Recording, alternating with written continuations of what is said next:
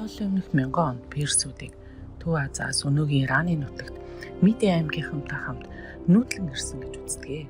Харин тэд түүхийн давтснаа нийтийн тооллын өмнөх 550 онд Мидичүүдийг өөртөө нэгтгэн түр улсаа байгуулан гарч ирсэн юм аа.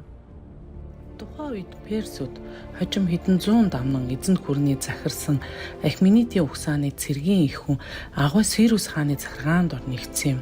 Нийтийн тооллын өмнөх 558 оноос нийтийн тооллын өмнөх 529 оны хооронд түр барьсан хугацаанд Агуас Сирус хаан одоогийн Ираны нутаг Лиди, Вавилоныг байлдан дагуулж Египтээс энэтхэг хүртэл өргөн удам газар нутгийг эзэлсэн юм аа.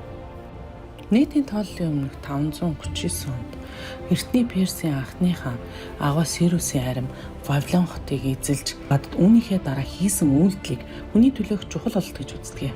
Тэрээр боолчуудыг суллаж бүх хүмүүс өөрийн шашнаа сонгох эрхийг зарлан тунхаглаж арсны өнгөнд тэгш хандах хэрэгтэйг тогтоосон байдаг.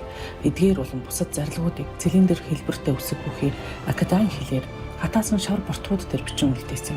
Орчин үед Сирусийн бортог гэх энэхүү эртний бичгийн дурсгалыг дэлхийн анхны хүний эрхийн баримт бичиг гэж хүлээн зөвшөөрч нэгдсэн үндэсний байгууллагын албан ёсны 6 хэлээр орчуулсан бөгөөд түүний заалт нь хүний эрхийн түгээмэл тунхаглалын эхний 4 зүйлтэй агуулга нэг юм аа. Эртний Грекийн их сурвалжуудын орчуулгад Агуас Сирус хааны булшин мод, оёл чингэлийн бусад сөөгөр хүрээлэгдсэн, басаргайд цэцэрлэгт хүрээлэнд баригдсан гэж дүрсэлсэн байдаг.